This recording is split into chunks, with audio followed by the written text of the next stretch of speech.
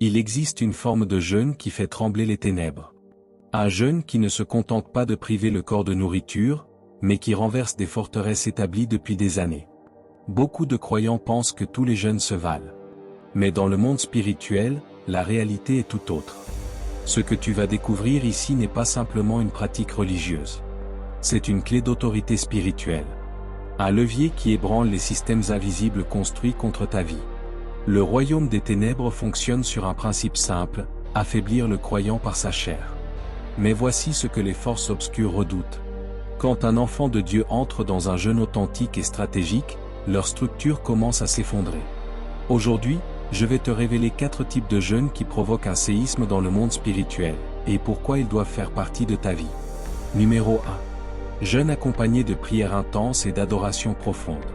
Quand tu jeûnes en te plongeant réellement dans la prière et l'adoration, quelque chose se produit dans l'invisible. Ton esprit s'élève dans la présence de Dieu. Et dans cette présence, tout ce que Dieu n'a pas planté commence à être déraciné. Jésus l'a dit dans Évangiles selon Matthieu 15-13. Toute plante que mon Père Céleste n'a pas plantée sera arrachée.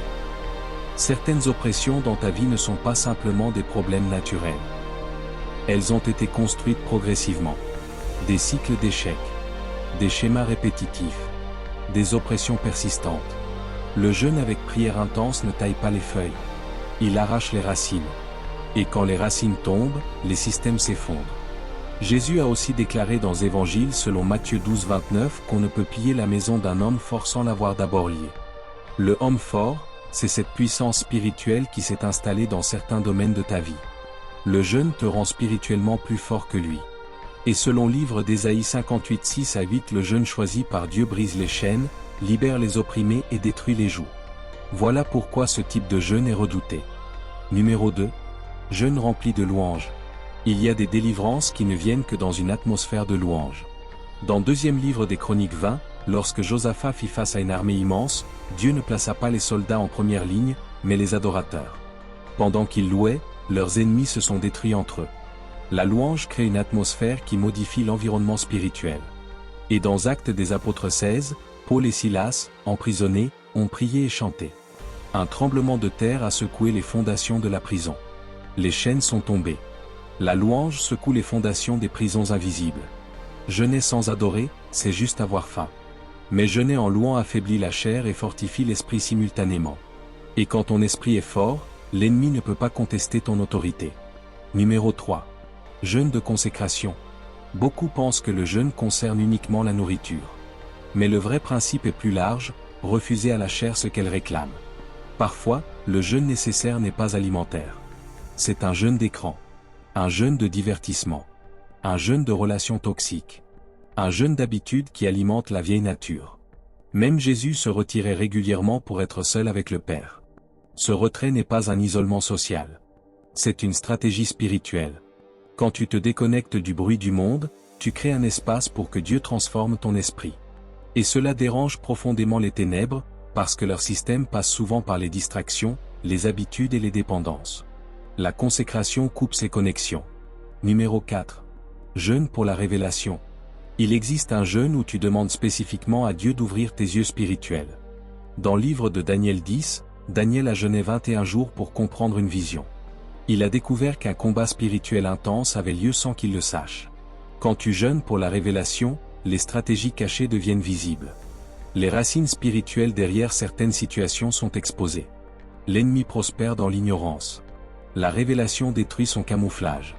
Mais attention, lorsque tu entres dans ce type de jeûne, la résistance arrive. Fatigue, découragement, doute, envie d'abandonner. Ce n'est pas un hasard. Chaque minute où tu persévères est une minute où une structure invisible se fissure. Souviens-toi, jeûner sans prier intensément, c'est juste se priver. Jeûner sans adorer, c'est un régime. Jeûner sans consécration, c'est temporaire. Jeûner sans chercher la révélation, c'est incomplet. Mais quand tu combines prière, louange, consécration et révélation, tu crées une dynamique spirituelle explosive. Les années d'oppression peuvent tomber en quelques jours d'alignement profond. Si ce message t'a parlé, prends un moment pour t'abonner à la chaîne, partager cette vidéo et laisser un commentaire. Et surtout, n'entre plus jamais dans le jeûne de manière passive. Entre-y avec intention, avec stratégie, avec foi. Seigneur notre Dieu, Nous venons à toi maintenant, non pas dans l'agitation, mais dans le calme. Après avoir entendu ta parole, nous déposons tout à tes pieds. Père, apaise chaque cœur troublé. Calme chaque pensée inquiète. Restaure ceux qui se sentent fatigués.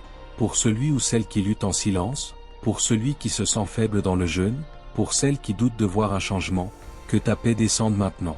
Ta parole dit dans Évangile selon Matthieu 11, 28. Venez à moi, vous tous qui êtes fatigués et chargés, et je vous donnerai du repos. Alors Seigneur, nous recevons ce repos.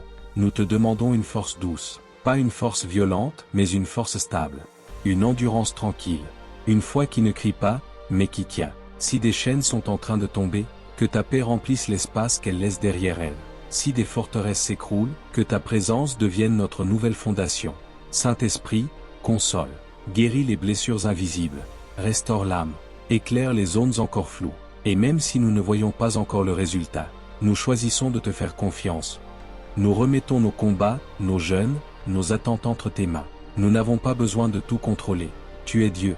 Merci pour ta paix qui dépasse toute intelligence. Merci pour ta fidélité. Merci parce que tu travailles, même quand nous ne le voyons pas. Au nom de Jésus. Amen.